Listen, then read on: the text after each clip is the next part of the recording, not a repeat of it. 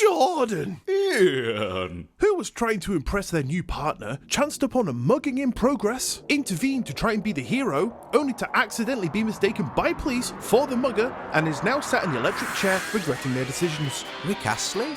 No! Two guys! One!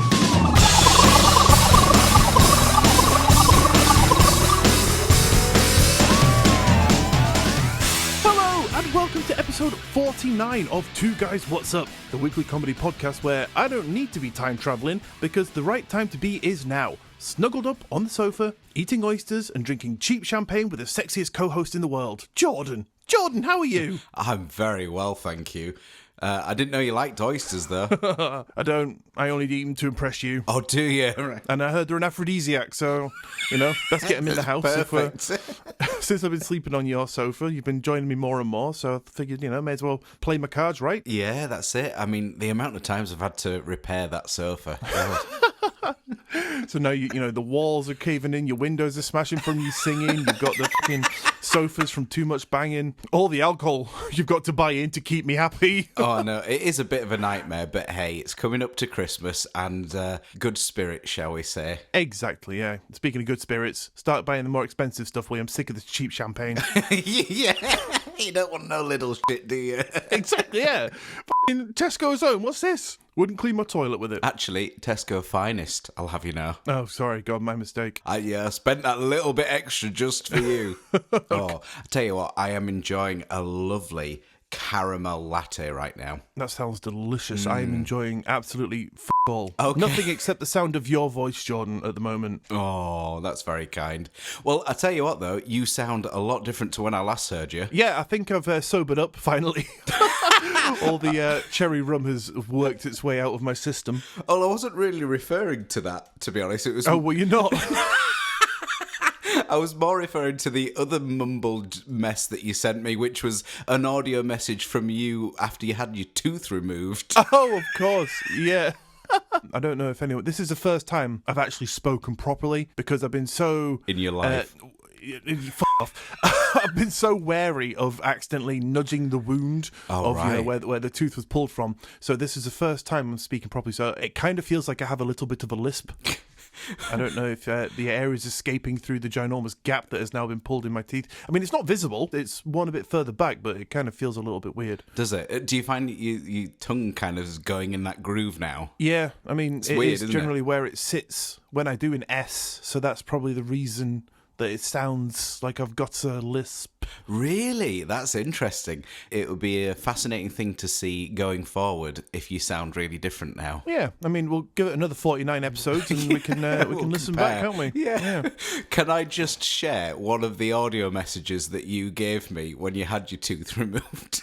Yeah, it, go on. Because it just fucking did me in. Because we were actually due to record, weren't we? We were, yeah. That couple very days day. Ago. And you said, actually, maybe this isn't the best. And I said, oh, send me a little voice message. And and this is what you sent me. You are so cruel making me talk. You big jobby. Pain is starting to come back and my lip still feels a bit so my nostrils numb as well. My nostrils numb. I don't know what's going on, Paul. I want to go to bed.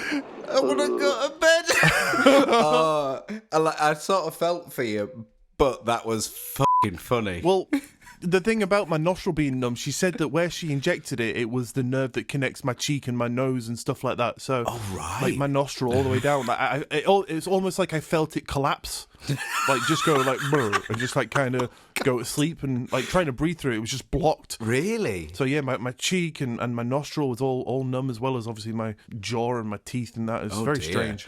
Good job you didn't have a cold. Yeah. Imagine that just all falling out and you're not knowing. Yeah, can barely breathe, can barely fucking breathe out of either nose. My lips all fat and weird. Yeah, mate, I wanted to record on that day, didn't I? I was like adamant. I was like, no, mate, it'll be hilarious. So, yeah, I'll have the tooth out. We'll come back to it. It'll be great. And then you were like, no, probably best to wait. And I was like, no, let's do it. And then after it was done, I was like, yeah, mate, probably best not to. And you were like, are you sure? Because that's hilarious, mate. You sound like a fucking mumbling weirdo. Come on, record. And I was like, no, I'll go to bed. Oh, How quickly it the did tides tickle me. changed. Yes, absolutely. It only took a couple of hours, didn't it? But never mind. Oh, anyway, how are you? Well, Jordan, you know me. Normally, whenever you ask me how I am, I'm like, yeah, not bad. Yeah, not much has happened. Been a bit of a boring week. But let me tell you something. In the last couple of weeks since we last recorded, loads has happened. Okay, Christ. And hopefully you're going to let me do something, because I don't want to bore the audience at the beginning of the show telling them like 100 stories. So for anyone who's not interested, I'm not going to go into it now, but I will fill you in at the end. So for anyone who's interested, at the end of today's episode, I'm going to go into all my weird stories, if that's all right. Absolutely. I sort of can't wait, really. Yeah, so stick around if you're interested, because I've got stories of bizarre people, creepy happenings, fires, and the perfect example of an anecdote that is better than my croc story that I came up with the other day that will have my dad yanking at his nose hair, begging me to just hurry up and get to the fucking point. Yeah, all right, okay. Brilliant. But I will just say at the beginning here, just 2 short points. All right, okay. Something else to stay tuned for. During recording episode 46, there was a little bit during the recording, Jordan, where you made this noise. And while I was editing, I cut that out, laughed for about an hour before the genius thought struck me like a bolt of lightning in the form of criminal justice to make it into a song. Brilliant. It is an amazing song. You loved it. You added a bit to it. You did all your mixing business and made it all beautiful. So that song will be playing us out today. And if nothing else, that is definitely worth sticking around for, because it is stellar. And the song is entitled, as you heard on the clip, Wundit Wa. I don't even know how I made that noise or why. It was one of them, you know, when you're talking and you kind of stutter for words, like not you specifically, you know, just in general, Yeah. people go, oh, I was out the other day and I went to the shops. You know, you kind of have that Yes. little mumble in the middle. You did that, but you you made that noise. And I have Brilliant. no idea how it was physically possible, but that's what happened. Well, I am a musician. You are a musician, yeah, just popping out lyrics even in mid-sentence. Yeah. I'm a fucking human rhyme zone, bitch. Love it. But the second point I want to make, in 3 weeks' time, as of this release, it is our fucking birthday. Yeah. And for any of you out there that joined us late and haven't listened to episode 1, lucky you. But in case you didn't know, our first episode was a pretty much get to know you episode, which we used to introduce each other to you, our beautiful audience. Yes, we did. That's right. So now, a year on, we've gained a little following, so we thought, much like episode 1, our 1-year anniversary might be the perfect time to answer any questions our fantastic audience might have for us. Okay. Yeah, let's do it. So episode 52 will be the Two Guys What's Up birthday celebrations. So if you want to know how many times Jordan has sold Teddy, or if I've gotten any sexier since the start of the podcast, the answer is obvious. It's impossible for me to get any sexier. Absolutely. But if there's anything you'd like to ask us, get your questions into us by sending them to twoguyswhatsup@gmail.com. And if we get any, we will indeed answer them for you. But all that said and done, Jordan, what are you going into today? Oh, love it. Okay, so today, bit of a kind of a weird one, but it's things that cause us unnecessary anxiety that we kind of don't want to admit to. Okay, that sounds very interesting. So yeah, it's just little bits and pieces, particularly from my experience, really, and if anyone else shares that sentiment, amazing. Can you give me a little example? No, off. Can I share one? Sharing your content gives you unexplainable anxiety. Sharing something that I've not prepared for. You're going to be writing it while I was doing my bit, weren't you? I think I'll probably leave it till I get there. Okie dokie. Because I've put them in a little bullet point list. It feels a bit neat and tidy. Okay, fair. But, I was just hoping to give the audience a little bit of a taster, what's to come, maybe let them stick around. But no, that's fine. If you just want to stick that big old middle finger up to them and say, wait, you bastard, that's fine, Jordan. That's absolutely fine, pal. Hopefully it is worth the wait. I'm sure it will be. So, I dare ask, what have you got for us today? Well, Jordan, today I have another time-travelling mystery for you. Ooh, go on then. The date, April 2006. The year, 2006. The place, Kiev, Ukraine. What month was it? I already said that. It was April. Idiot. What happened? F*** off. Let me tell you. You're full of suspense today. That's what they call me, mate. The suspenseful bastard. Yeah, do they? Yeah. They usually get rid of the suspenseful bit, don't they? Yeah, they just shortened it to you bastard. Anyway, the story goes that one day in Kiev, the police were called to help deal with a man who seemed to be a little confused. He was wandering around the streets wearing dated clothes and a camera around his neck, which looked to be around the same era that his clothes were from. Right. The police noticed that he was indeed confused, but strangely, not as to where he was, but he was a little unsure when he was. When he was. When he was indeed, yeah. The gentleman in question, and I'm going to get this wrong, and I say it a lot of times, but I have practiced it, and I've heard it so many times, but I'm still going to get it wrong. Probably. The gentleman in question was named Sergei Ponomarenko. Hey, I did it. Hey, well done. The police, hoping to find out what was going on and help our time-travelling pal, took him downtown for a little bit of a chat to try and figure out just what in the world was going on. Right. Ponomarenko told the police that he was just out that morning for a delightful stroll, taking some pictures as one might do, and all of a bloody sudden, in the blink of an eye, he found himself here, where he was where they found him. Right. What's funny about that, Jordan? Well, it feels like a no-story thing right now. Oh, really? Well, there's about 8 more hours of this to go. Okay, nice. Actually, to be honest, this has got so many twists. Like, there's like about 3 twists in this, right? By the end of it, you won't be laughing. You'll be rolling on the floor, convulsing in a fit of absolute, just unresolved, insane rage that you don't know what happened in this story. Wow. Yeah. See, I'm not very flexible, so these twists sound scary. Oh, no, wait, actually, sorry. The end. Oh, right, yeah, okay. You caused me unnecessary anxiety then. My apologies, Jordan. I was just trying to give you some content, mate. Ian talking.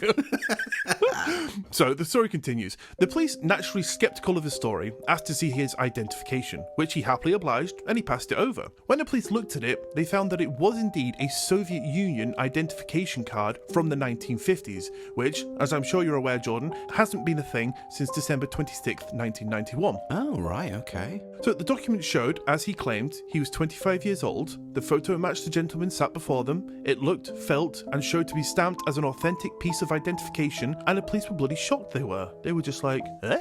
I think that was a direct quote as well. Was it? Yeah. It was indeed a 50-year-old ID card. The police asked politely, what date did Pomerenko think it was that day? And he replied, April 23rd, 1958. Uh-oh. Bear in mind, Jordan, it was actually 2006. So he's in a slightly different time now. Sounds like he's in a bit of a different era, yes. Oh dear. So this poor guy, despite showing documentation, he was taken to his psychiatric ward in Kiev. The doctor there, who went by the name of Pablo Kutrikov, began asking Pomerenko some questions. When were you born? He asked.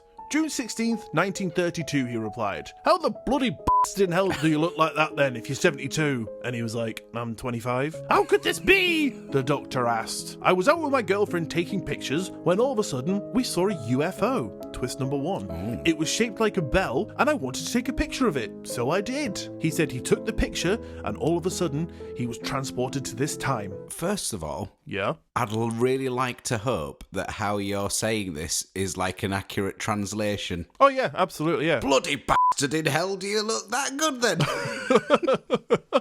What's your bloody secret, you bugger? What cream do you use? You're an elixir of life, you are. So, skeptical, the doctor looked at him, eyes narrowing. But then Sergei simply said, just develop the pictures that I had on my camera then. So, they did.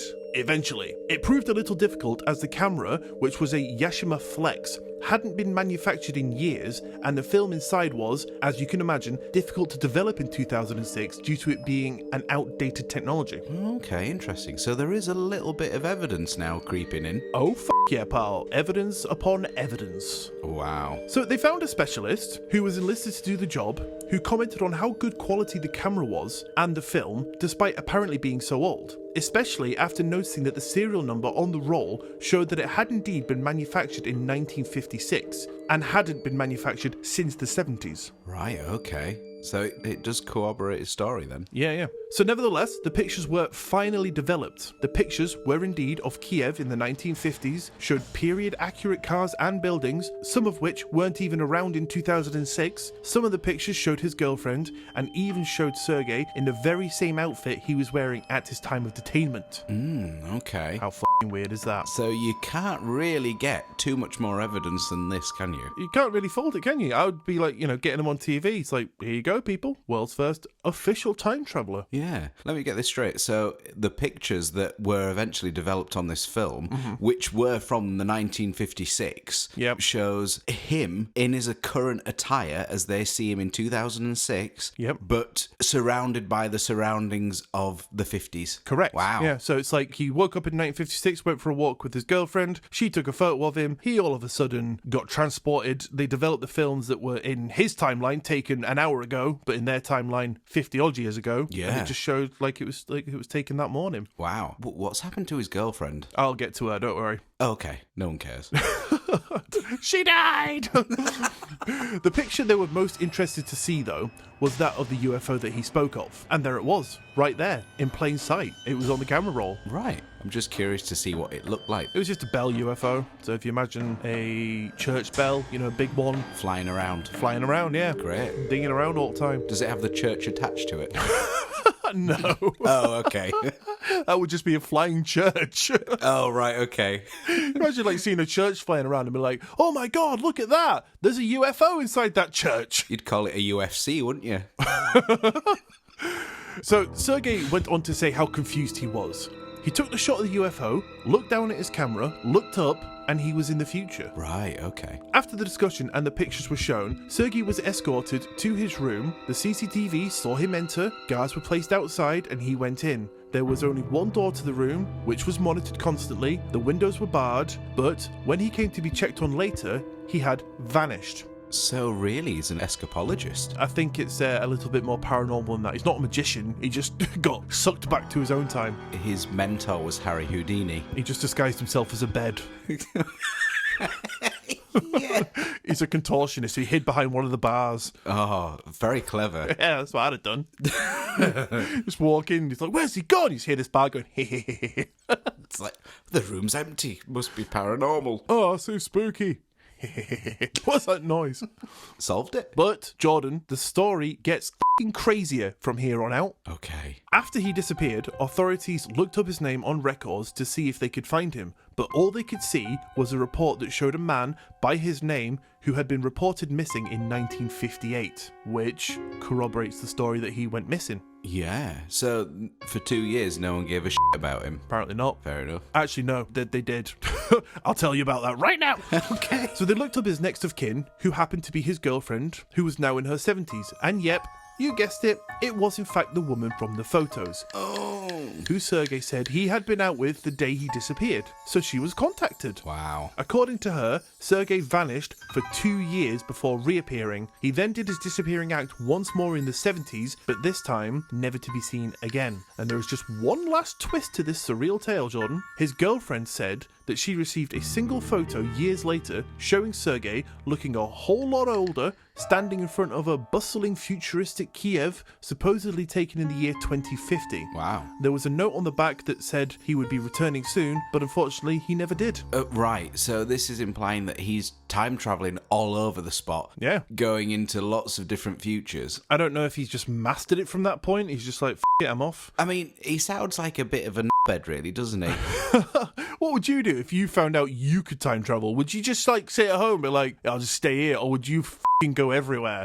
Well, I think if I was going to leave a photo to my what is now an ex, I would have at least maybe left a bit of a note saying, so sorry this has happened, don't worry about me, I'm okay, rather than some sort of cryptic message. Well, he said, I'll be back. He said, I'll be back soon. Yeah, he f***ing never was though, was he? Maybe he got killed. Maybe he ran out of his magic beans that allowed him to time travel, or maybe he just got arrested and didn't go back this time. I mean, maybe, but still, it feels so heartless, doesn't it? I don't know. I mean, it's not a really nice way to treat the person that you're meant to love, assuming that he did. All right. Put this another way. So let's change the parameters of the story a bit, right? So let's say, much like he developed the time travel powers, let's say I all of a sudden inherited £1 million, right? So we've both gained a perk. Yeah. My wife's at work and I'm in at 10 a.m. My bank goes on my phone. I look at it, £1 million up. I leave my wife a note saying, hey, darling, just off out to buy you a new car because I've won £1 million, much as he did. You know, he's developed this power, he's using it, and he's left her a note. Yeah, no, but he didn't say, oh, I can time travel. Okay, right, so maybe I'm just like, off to buy you a new car, darling, right? So she doesn't know about the powers. I'm just saying, I will be back soon, essentially, like he did. Then I walk outside and get run over by a rogue flying church. Oh, UFC, yeah. Yeah, and then she comes home, and then she's in the same position. Was I a bastard bastard for doing that. I was just trying to do something like maybe he was as well. Right, okay, I get what you're saying, but still, he could there have we go left the note. He did. He said, I'll be back soon. You know, but like like at this point, he'd already f***ed off once, didn't he? Well, that was an accident the first time. But, I mean, you wouldn't really leave a note saying, by the way, I've developed time travel powers, because you'd be like, yeah, you just left me, ain't you? Just a note saying, I'll be back soon is probably a bit less suspicious. Yeah, but don't forget, he's apparently left this bit of evidence, hasn't he? Like a photo of him from the 2050s. Oh, yeah, it's a bit of a dead giveaway, isn't it? Yeah, and surely be like, I've got these time-travelling powers, this is me from the future, don't worry about me, sorry this is how it's ended up, I hope you're okay. And then, like, at least that's some sort of beginnings of closure, isn't it? Rather than just ghosting the fucking poor lady. Yeah, I don't know. Is he a bastard? We'll leave that up to the audience to decide. Probably don't put up a poll. I'm gonna. Check Instagram. Oh, fucking hell. It does make me wonder, though, if he would have been able to sort of travel back to see what she looks like now, because, of course, he wouldn't have really aged in her eyes, but she would have aged massively. All right, so what you're saying is maybe he went back. I was like, I can't wait to see my girlfriend. He took one look and was like, ugh, she is aged. Yeah, I still want to see this Bell UFO, though. I'll see if I can find some pictures. If I can, I'll put it somewhere, like under my pillow, or I don't know. I'm going to say somewhere I can actually see them would be ideal. Anyway, we should crack on, mate. Tell me some stuff. Okay, so... getting straight into it then. So I think it's all fair to say that we worry and get a little bit anxious sometimes. I mean, it's inevitable and it's completely normal. But there are times when we do get anxious over things that really shouldn't matter that much, or that stress us out to the extent that they actually do. Yeah. So I've got a couple of examples here. Many of them my own experiences, but I'm pretty certain that many people will share the same sentiment. So if you do happen to be in the same kind of boat as me, please do let me know. That is Iain and you at home. Okay, you got it, buddy. So the first example is, say if I'm walking into a shop by myself and then just walking back out without actually buying anything. Oh, yeah. Or like realising that I went in there not really knowing if I do really want or need anything, and then awkwardly pretending like I'm a weirdo that's just browsing and not actually shoplifting.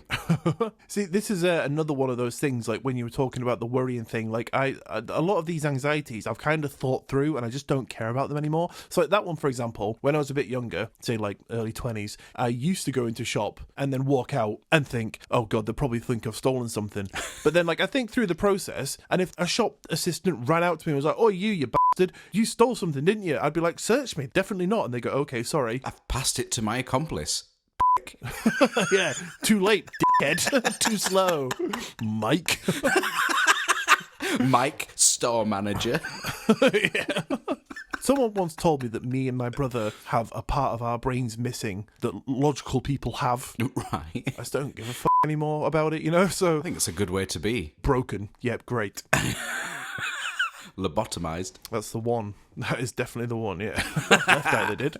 So yeah, so that's the first one. Number two being when you're a little bit too quiet during a group conversation. Like, you don't want everyone to think that you're a snob, but you just can't think of anything to say. Yeah. Like, that is, I find that sometimes a little, or I used to, I should say, find that quite awkward. Actually, I will tell you one thing which is similar to that. That sort of thing did creep up when I was thinking about the podcast, like when we were getting sort of more into it, you know, and I was thinking, it's not as if we do 10 episodes and that's it, you know, we've done the project. It's going to be a continuous thing. So I'm thinking, what am I going to be talking about when we get to like episode 100? Yeah. And that sort of thing, like thinking about the podcast in the future does give me that slight anxiety. Yeah, it is a whole kind of live in the moment sort of mantra, isn't it? Yeah, I mean, I had no idea what I was going to talk about for our next episode, and then last night I just sat and bloody bashed out an episode about dragons. Amazing. Oh, bit of a teaser there. Oh yeah, sorry about that, didn't mean to blurt that out. Perfect. I'll move on then, shall I? Number 3. Go. Hit it. Cancelling plans even when I have a really good reason to. Like, for me, there's always this kind of nagging doubt that people maybe won't invite me to this thing again that I've cancelled. Right. And it used to even be the case when I was employed, when I'd have to call in sick for work. Yeah, I hate calling sick. Even if I felt rough as shit. Yeah. The thought of just having to call up and speak to the duty manager was awful. Yes, I fucking hate that, to be honest. Not so long ago, I had this thing where I woke up one morning and I couldn't lift myself out of bed. Like, I couldn't move. Like, I had a full body ache from, like, head to toe. Wow. And I literally couldn't move, and I still felt bad for calling up my work and saying, I'm sorry, I can't come in today. And also, what do you say? I can't come in today, my body's a dead weight. I felt really bad as well because I was speaking to my manager when I returned to work, and he was like, "Are you all right now?" I was like, "Yeah, not bad, thanks. I'm feeling a bit better." And he's like, "What's wrong with you?" So I explained to him. But then in saying that, I said to him, "Right, this is one of those things which I thought about for a few days after, thinking back and going, why the did I say that?" Oh no, like cringing, yeah. But I was like, "Yeah, man, I couldn't even pick up my son." And what I meant by that is my son is a light thing that I can normally pick up, and at the time, because of what was going on, I couldn't pick him up, you know? So that shows how bad it was. But in hindsight, it sounds like I was going, "Man, I couldn't even pick up my son." You know what I mean? Like some kind of real cheesy moment, like, oh, it's so bad. I couldn't even pick up my son. You know, like some cheesy moment. I remember him kind of looking at me and going, "Oh." And just walking off. As if that was some perspective. Like, yeah, he's like, "Oh, that's rough." Yeah, I know. Yeah, he's like, "Oh, that's rough, mate." As if like he's going, "You f***ing weirdo." Or it sounds like you're really comparing it as if like your son's this 20-stone teenager. I couldn't pick up my son, and I normally can. I couldn't pick him up, not even if I tried. Or you just didn't bother to collect him from wherever he was, some sort of party. I couldn't pick him back up. He's still there now. Just didn't want to. He keeps breaking my doors. I just couldn't bring myself to pick him up. It's fine though. He'd just make his way home and kick his way in. Oh god. Number 4. Hearing a notification on your phone after you sent out an awkward but an important email or text. So let's say you've sent an important email or text, maybe something that, you know, you didn't really want to have to send, but, you know, you've had to do it. And then anytime you get a notification, you think, oh god, have they replied? Yeah. Even if it's not anything to do with it. Like, I'll give you an example. So this is totally me whenever I'm chasing up payments from students' parents. Oh. I hate the money side of things. If I didn't have to pay bills, I would totally do it for free. Of course. Yeah, it was essentially that. If you've sent a really awkward message or email and then you get a notification on your phone, and before you've seen what that is, you're like, oh no, what's this going to be? Yeah, I know exactly what you mean. Luckily, I don't have anything like that because no one wants to pay me for anything. I'll pay you for stuff. You get it for free, pal. Oh, wink, wink. Maybe that's your problem. You should start charging. Yeah, I should enjoy it less. Yeah, exactly. Don't want to do it for free. Number 5, standing in line. This used to be me. The entire time you're sort of practicing and rehearsing what you're going to say once you reach the end of the line. Mm-hmm. The same if you're on hold on the phone. And then just maybe you stumble over your words because you've been overthinking. Yeah, it used to be awful. My wife makes me call everyone for her. Oh, you said this, yeah, when we were on the way to Manchester. Yeah, I mean, I don't like talking on the phone myself, but she hates talking on the phone for whatever reason. She had an Amazon delivery the other day that showed as delivered, but we hadn't got it. So she went around all our neighbours. We went to the usual culprits where it normally goes to, like another address, which is the same number as ours across the road. Went there, it wasn't anywhere. Then she went online and she was like, "I just request a call," you know, which would solve it instantly. But she's like, "But I don't want to talk to someone." I was like, "You call them, I'll do it." So she's like, "Okay." So she put my number in. So they called my phone. Oh, I know what you're going to say. Go on. It's like her name, so they need to speak to her. Exactly. Yeah. And it happens so often. And it's like, "Hello there. Yeah, I'm calling on behalf of my wife." They're like, "Can we talk to her? Because we need confirmation." I'm like, "Yep, she's right here." And then she has to talk to them anyway. And then, you know, give it back to me for like the little last bit at the end. Yeah. And then they're like, "Thanks." And I'm like, "No, thank you, pal." And then, you know, it was sorted in 2 minutes. Yeah. I'd just like to point out this is the one part that my wife has been mentioned in that I'm not going to show her because I will be shot. Oh, fair enough. The other thing as well is that just for future reference, she could just do live chatting. So much easier. Or she could go to town and just buy things from a shop. That is true, but then you can't use Quidco. She doesn't anyway. Oh, bugger. To be fair, Amazon have pulled themselves from it, so fuck you, Jeff Bezos. That's what she said yesterday. How weird. Is it? Yeah. You didn't deliver my goods. you. We were joking about the fact that she said, do you think we'll get a replacement? And I was like, look, they're a multi-billion-dollar company. I doubt they're going to be squabbling over like £4. My wife was like, yeah, Jeff Bezos banging on the door like, give me my money back. Yeah, can you imagine? The irony is, though, he goes to the wrong address. Yeah. It says he's at the door and he's not. So then he's calling up, but your wife doesn't want to answer. We just send him a text, off, Jeff. Brilliant. Oh, I love it. Number 6, imagine this scenario. So you're walking down along a hallway, or maybe even just down the street, and you see someone that you know at the other end. You make eye contact with them, you wave, you say, wave hello. What on earth do you do when you haven't quite closed the distance with each other yet to make a meaningful interaction? So, do you just maintain the eye contact and smile? Do you briefly look away and then check your phone and try and ignore them? Or do you greet them again when you eventually meet them halfway? Yes, I totally get that. I find it's more awkward with people that you kind of only just like an acquaintance with. So like when I'm walking into work, there's a massive long hallway that I have to walk down. Okay. And whenever people are coming from the opposite direction, I see people that I know I'm going to say hi to. Like another staff member? Yeah, but you say, like, you look around, you're thinking, when is the appropriate time to go, all right, before you pass each other. And with a friend, like a good friend like yourself, you just be like, from halfway down the road, then you wouldn't even think about it until you got to each other, then you'd be like, all right, mate, how's it going, dickhead, you, all that like. Yeah, it's like an acquaintance. It's worse, I think. Yes, I think you're right. Someone that you sort of kind of half know, feel obliged to say hello to, even though, not saying that you wouldn't, but yeah, it's awkward, isn't it, really? Yeah, it's finding that little Goldilocks zone of the close enough to say, hi, you all right? Yeah, you, not bad, thanks. Yeah, cool, bye. Just to be able to get that interaction in perfect time. Yeah. Oh, yeah, never mind. Number 7 is the feeling of guilt when you're walking through a metal detector, or even just when you casually spot the police, even though you didn't do anything wrong at all. Yeah, I think you brought that up before, haven't you? Because I told you about the time I used to work in that shop. Yes, I did. Yeah, that's exactly right. Was it Blockbuster or something? I believe it was a spa. And the police guy was like, I can't remember what it was. I said, I feel really guilty now. And he's like, why? What have you done? I was like, oh. Yeah. I remember that now. Nothing, mate, nothing, I swear. Oh, brilliant. Fresh-faced, 18 years old, getting intimidated by some guy buying chewing gum. Perfect. That's just what you want. Oh, yeah. Okay, I'll move on from that one then. Number 8 is entering a packed room after everyone has already sat down. Oh, yeah, like going into the cinema late. Well, yeah, or it could be like a wedding reception or like anything where you're the last one there and everybody's watching you as you sort of take your seat. I think cinemas are worse for me in my mind because, it's generally silent. So you walk in the door while this thing that everyone is like, paid money to see because, they want to see it on the big screen. The thing's playing and you walk in.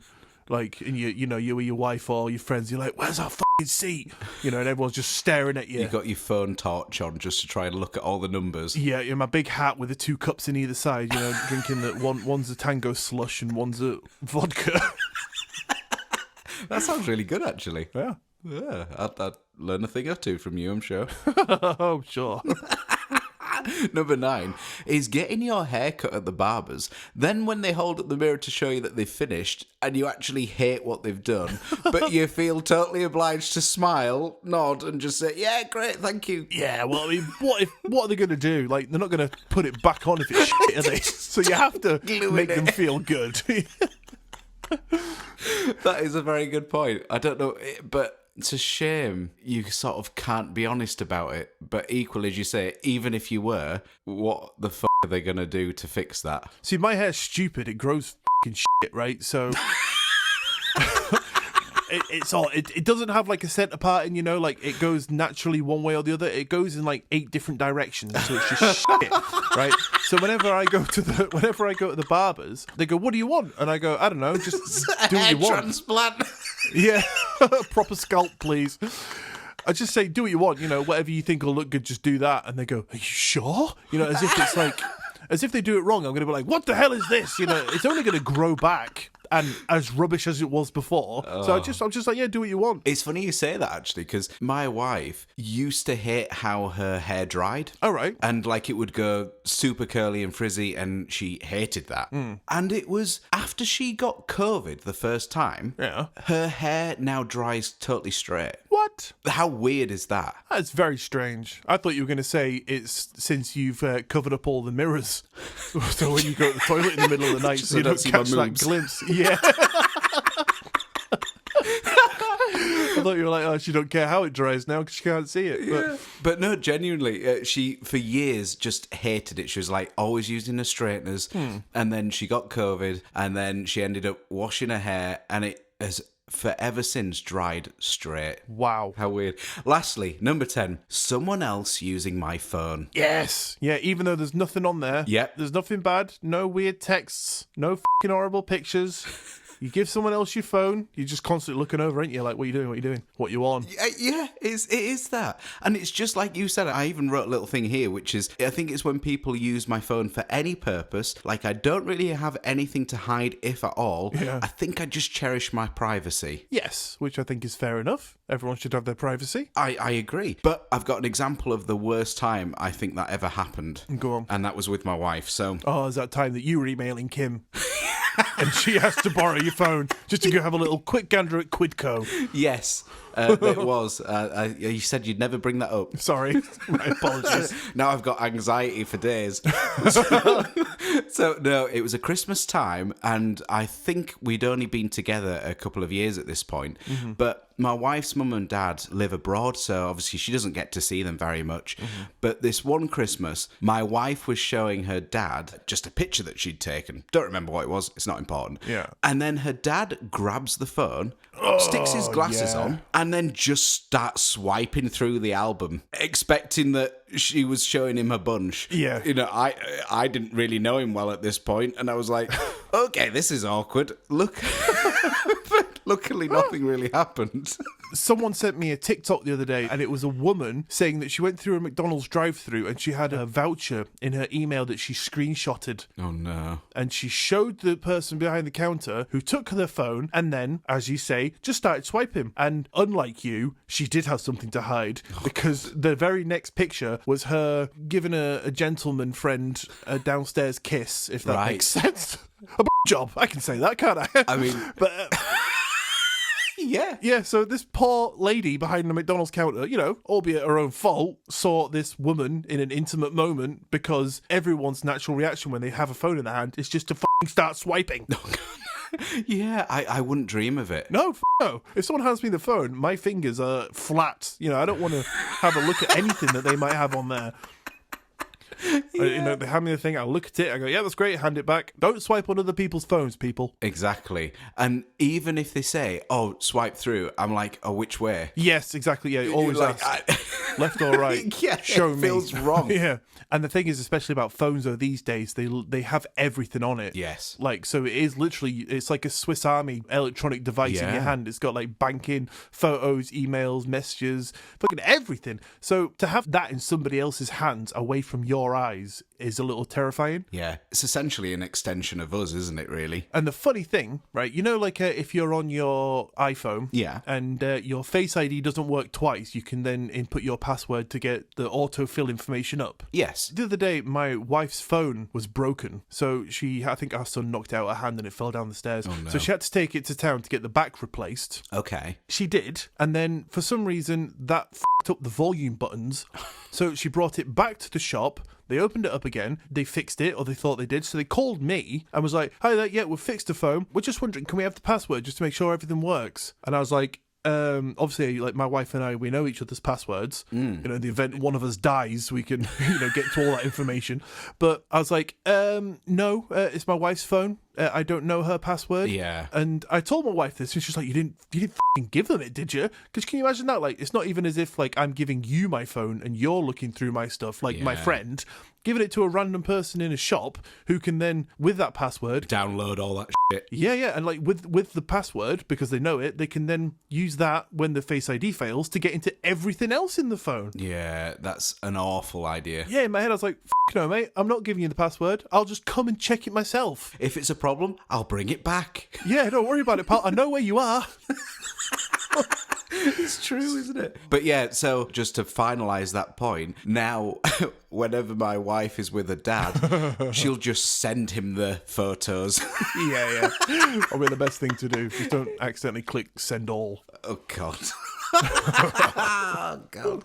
Could you imagine? So, there you have it. 10 things that cause many of us, at least myself, or used to, unnecessary anxiety. So if you do have any examples yourself that you wouldn't mind admitting to us, please do let us know at twoguyswhatsup@gmail.com. As well as those questions, don't forget the birthday questions. So Very if there's true. anything you want to know, send them in and all. Please do. Right, and Jordan, so just before we finish, I've got some creepy stories for you. I'm excited for these little stories. I love it. I'm going to take you on a bit of a wild ride here. A little bit of the funny, a little bit of the absolute what the and a little bit of the spooky, and the time that I was a downright hero. I don't believe the last one, but go on. Well, funnily enough, Jordan, you will, because I'm going to start with that. Okay. So the other day, it was a Sunday, it was 7:30 in the morning. I was walking to work and it was fucking freezing. And you know when people have the heating on and they've got those little vents that vent the steam out of the house? Yeah. I was walking to work and I was freezing and I saw some of this venting steam coming out of a house and I was thinking, lucky fucking bastards, like I wish I could just go in that house and be warm as well. But then I was like, why the hell does it smell like smoke? Oh, God. So I walked around this corner, and it was an alleyway that was just before another street, so like at a T-junction, and there was a wheelie bin on fire. Wow. And I've got pictures of this, so I'll put it up if I can. But yeah, I was just there at 7:30 in the morning, and I swear to God, I used all my power to stop myself from just going and sitting next to it and getting warm. And I did, in fact, call 999, and I got the fire brigade, and they were like, yeah, right, we'll be there in a sec. But I was like running late for work, so I was like, do I need to stay here? They're like, no, you can go. And as soon as I put the phone down, I was like, I've just completely incriminated myself. Like, they're going to think I started it, regretted it or something, called the fire brigade and then fucked off from the scene.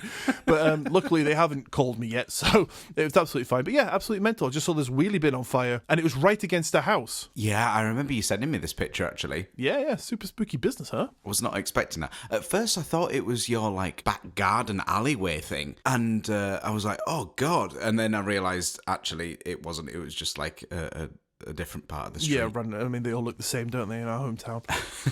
But yeah, I was a hero. A hero or an arsonist. Who knows? Definitely not the latter.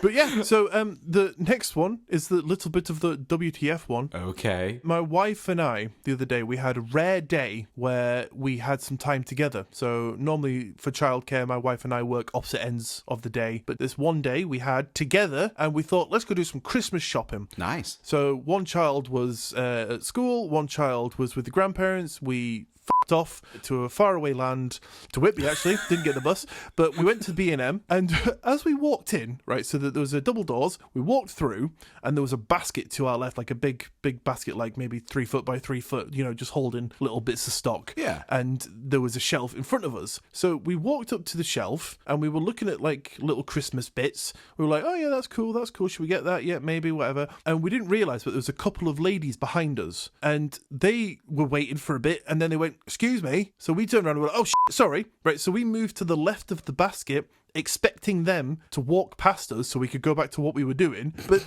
they just walked and got into our space and just stood there. Wow. And we were like, what's going on? Like, you said, excuse me, like you wanted past, and now you just stood where we were.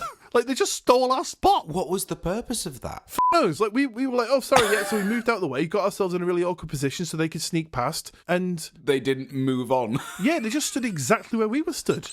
And we were like, what's going on? So we kind of looked at each other. Wow. Okay, I guess we're done there then. And just like slowly just kind of just sauntered off into the rest of the shop. What the hell?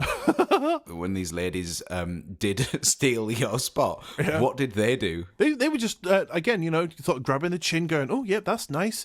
Oh, what about that for Christmas? Oh, that's a cool little elf, isn't it? They were just looking at the exact same stuff we were. Wow. But normally, you know, excuse me is reserved for when you're trying to get past someone, not into Yes. the exact same spot. Generally, you just wait your turn if that happens.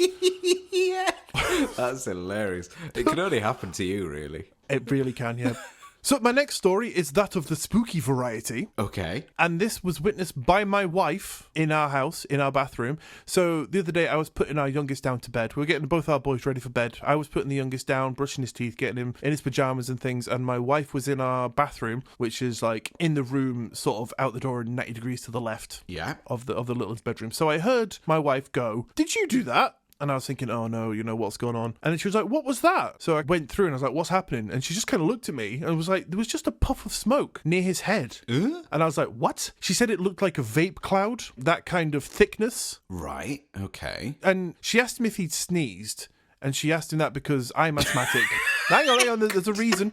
I'm asthmatic. And sometimes when I take my inhaler, if I sneeze, there will sometimes be a bit of vapor that comes out of my mouth. Yeah, fair enough. So she said, "Did you see it?"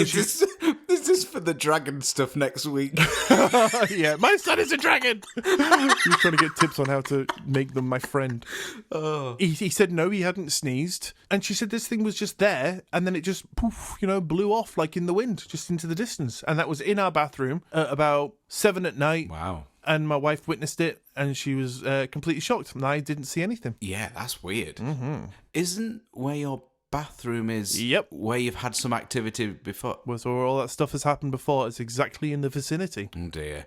I was going to say like freaky and strange and cool, all those stories all at once. Well, there's one more story for you. Oh, go on. This is my funny anecdote, which will have my dad just going, Just get to the fucking point, you wee bastard. He's probably been saying that all along. Absolutely, yeah. I mean, this episode's running over an hour now, so he'll be fucking rocking in a chair like you were supposed to be earlier. Jumping at the bit now. Yeah. Fucking hell. So, right, I woke up one morning about a week ago. And this was the very morning that we discovered that my youngest can now get out of his room, which should be impossible because to open this door, I have to push the handle down and then give it a bump with my shoulder. Oh, right. In order to open it. It's stiff. And we thought, perfect. If our son ever gets out of bed, he can't then get out of his room and, to the stairs or whatever. And that kind of thing. Yeah, can't hurt himself. But we discovered that morning that he can now get out of his door. So that means he has entry, or had entry, because we've remedied it now. But he had entry to the bathroom. And he came into my room, woke me up. I got up and I was like, holy shit, like, what are you doing out of bed? So went and got him all ready and prepared for the day. And I went into the bathroom to get his toothbrush, and the washing machine was on, right? It was on like a 2-hour cycle. Okay. So I thought, oh, my wife must have put the washing on this morning before she went to work. Yeah. And then my son walked in and changed it, and I was like, shit. So like it cancelled the wash that my wife had put on. So I was like, oh no. So like I was trying to find out which one she was on. So I just thought, fuck it, I'll just put it on an hour wash, and it'll hopefully just rinse through and clean it, and it'll be done and it'll be fine. So then my wife came home, as she normally does, about 3 o'clock, and I said, oh, by the way, our youngest did something with the washing earlier. I know you had a wash on. He changed it. I've just put on our wash. Hopefully that'll be all right. Do you think that'll be all right for you? And she looked at me and she went, I didn't put a wash on. Oh, God. And I was like, what? It was on. And she's like, I didn't do that. So what must have happened is our son got up, went into the bathroom, put a wash on. Not like, loaded in the washing and all the powder just and stuff. Set it off. Yeah, he just pressed go. Click the little wheel, press go. Wow. I mean, you could train him to be really helpful, actually. I would do if I could do, but he is hell-bent on just making me bald. He wants my hair out. You bald? He wants me to pull my hair out. Oh. So that is the end of my stories. I love it. I mean, the sad thing is that both of your sons could team up and no doors would be, impenetrable. And destroy everything in the house. Yeah, just do what he wants. Take me and his mum out. Just destroy the house. They would be unstoppable. Oh, they would. You definitely want them on your team. Oh, absolutely, yeah. I'm definitely, making efforts to make them love me more every day. Taking the precautions now while I can. Karate dragons. Love it. Oh, that was fun. Yeah, so some little stories for you. So I didn't want to put that at the beginning because I didn't want to waste too much time and make everyone just go, what the is this shit? Turn off. I know, yeah. That is my story time over with. So does that about bring us round to the end of today's episode, Jordan? I think it does. Fan-dabby-dozy! Thank you for tuning in to today's episode of Two Guys What's Up. Don't forget to follow the show wherever you listen so you don't miss another episode, and maybe even tell a friend. Bring your friend to my house and help me childproof everything to an appropriate level where tanks and dragons cannot destroy them and just run amok. And then come into my bedroom to see where I record Two Guys What's Up. Love it. Oh, beautiful. But if you'd like to get in touch with us, our Linktree link is in the bio of this episode, which you can click on, and you will be jetted off to every link you will ever need for all your Two Guys What's Up essentials. Want to get your own Two Guys What's Up t-shirt? Click the link. Want to send us hate mail? Click the link. Want to get John to leave a personalised message on your answer machine? Click the link. I should start a cameo. You should absolutely. Let's do it. No, not you, Ian, just me. No one wants your stupid fucking toothless lispy voice.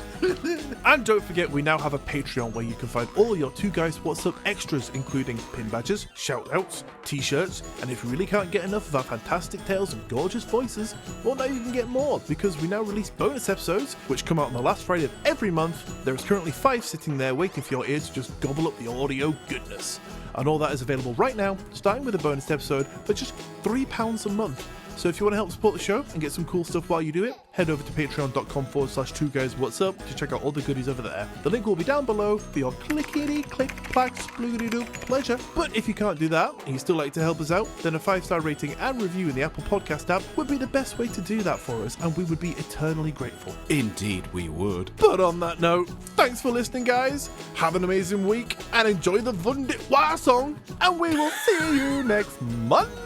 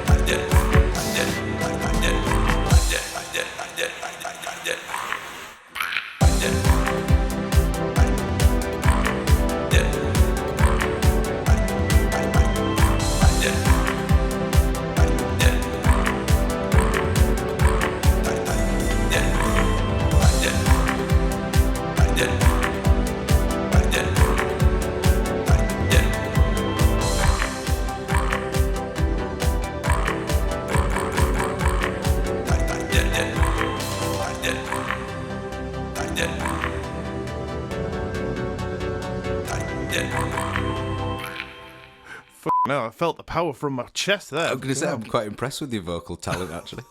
Thank you very much. Sometimes I just pull out the bag like that. I don't know how it happens.